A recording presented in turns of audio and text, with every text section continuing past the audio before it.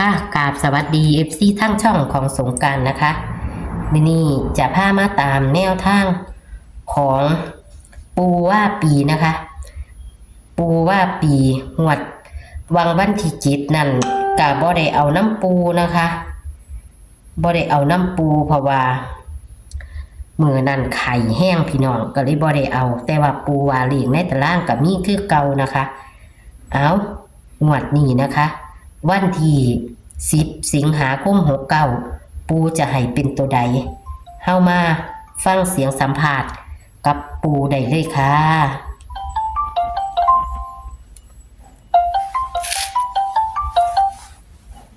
ฮัลโหลค่ะกราบนมัสการกับปูสาธุเจริญพรเป็นจังได๋ใครแน่หรอบ่ใครอ่ะค่ะเสียงเหมือบกับยังเหมือบอยู่กับบ่ทันได้ดีคักแต่ว่ากับไข่อยู่ปูอันบางหนึ่งหันนั่นเอาคลิปอยู่ก็เลยได้ตัดสายปูค่ะขอโทษขออภัยค่ะปูโทรมาค่ะถ้าข้าเอาคลิปอยู่ก็เลยโทรเอาคลิปนั่นละก็เลยได้ตัดสายออกค่ะฝนตกว่าอะไรอยู่บ่น่ะบ่ค่ะแดดแล้วค่ะปูมื้อนี้ก็แดดเอาอยู่แต่ว่ามืดขึ้นมาอีกแล้วมันก็เท่าแน่นอนบ่ได้มันเป็นครึมมันเป็นหั่นแดดฮักครึมนั่นละค่ะโอ้เสียดายเด็กเล่าเนาะมันออกตัวเก่าเนาะบ่ไผสิไปจับตัวเก่าบ่มีภูเขากันขอหอยอยู่แม่นค่ะบ่มีภูเขาดอกปูเอ้ยมันบ่มีผู้ว่าสิไปมันหลุดเงาจะนอกคนใดมันสิเข้าให้เนาะจังว่าเขาหลีเข้าเนาะเขาเจ็ดหลีกหนีเข้าแม่นอยู่ปูมันเป็นว่าเอาตาตัวเก่ามาออกแล้วก็ซ้ำตัวเก่าคือ22จังซั่นล่ะเราก็เป็นเลขพี่น้องอยู่เนาะแม่นค่ะโอ้ยทะเลขพี่น้องแล้วก็อยู่ตำแหน่งเก่าบ่หนีไปใส่76เอาปูตัวเก่าเลยเขาหลอกไปโยมแม่เอ้ยค่ะเอาบัดนี้มาเอาใหม่เนาะโยมแม่เนาะแม่นค่ะค่ะเฮาก็เอาคือเก่าอยากให้ FC ถูกค่ะค่ะเป็นปัญจันมาเนี่ยค่ะเอาเช็ดแถวบนรถได้โยมแม่เด้อบ่ได้เอาเน็ตแต่ล่างบ่ค่ะในตารางคือเก่าบ่แม่ในตารางคือเก่าเป็นแถวคือเก่าอายุแม่ค่ะเอาเลยปู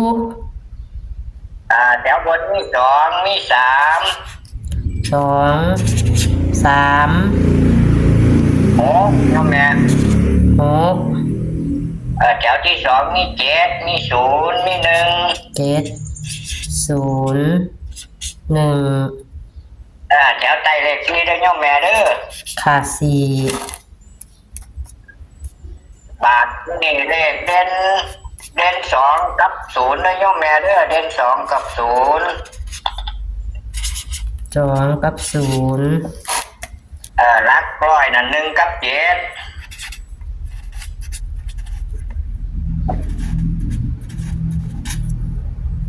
1กับ7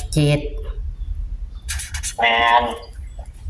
3ตัวนี่ให้เน้นๆไป3หางกับพ่อนะโยมแม่เนาะค่ะ3ตัวนี่เอาเขียน3หรือเอา2ตัวก่อนนี่เอา2ตัวก่อนก็ได้ปู2ตัวก่อนก็ได้เอา2ตัวเนาะ2ตัวก็มี20 21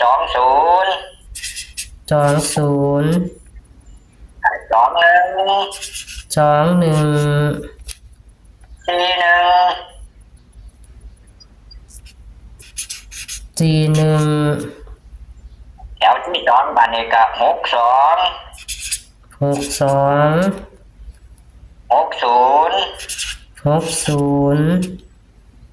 27แถวที่3มันนี่ก็70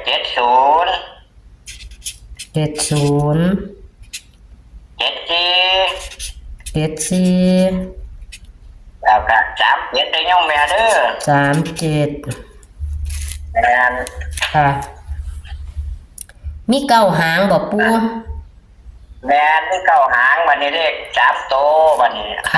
ห้ไป3หางเนาะค่ะ170 170 แล้วก็720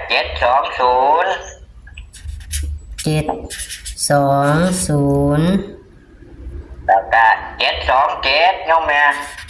727ปัจจุบันวงไปที่170เด้อวงไปที่170ค่ะแล้วก็วงไปที่720ค่ะพ่อสำเนียงปัจจุบันเลข2ตัวนั้นวงไปที่20ค่ะแล้วก็วงไปที่27ค่ะวงไปที่37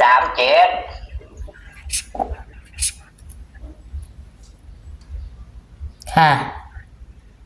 บัดนี้ก็วงอีกตัวหนึงคือ70นะโยมแม่เด้อค่ะที่คู่เน้นๆ3คู่เน้นๆเลข3ตัวมีซ้ำนี่ล่ะโยมแม่ที่พิจารณาเบิ่งเอามันก็มีเขาไม่หลุดนะโยมแม่เนาะค่ะ2กับ0อันดับเด่นไปที่2นะโยมแม่เด้อค่ะ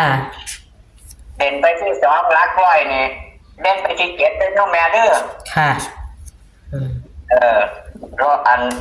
รูดวิ่งรูด2หลักร้อยเด่นไปที่7ค่ะเดี๋ยวเป็นยังบุญมันเข่าเนาะบันดาลให้มันเข่าจะขายเย็บที่ถือน้ำสุปูอยู่คนเราเพิ่นช่องแม่ต้องการก็ได้ผู้ใดเขามากเย็บไรนี่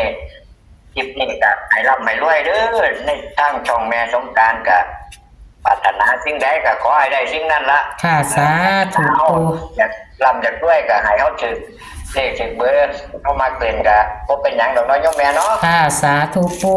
เป็นสะพานบุญพ่อได้ค่าขนมนมเนยสลับปูเอ้ยผู้เพิ่นเฮ็ดก็อยากให้ถือทุกงวดแต่มันบ่เข้าเฮ็ดจังได๋เนาะโยมแม่ค่ะเอาใหม่ปูว่าปีครับบัดทางช่องแม่สงกรานต์ดอกเฮ็ดที่ผู้ใดเข้ามาเบิ่งก็กดไลค์กดสาธุค่ะปูโทรศัพท์ตัดไป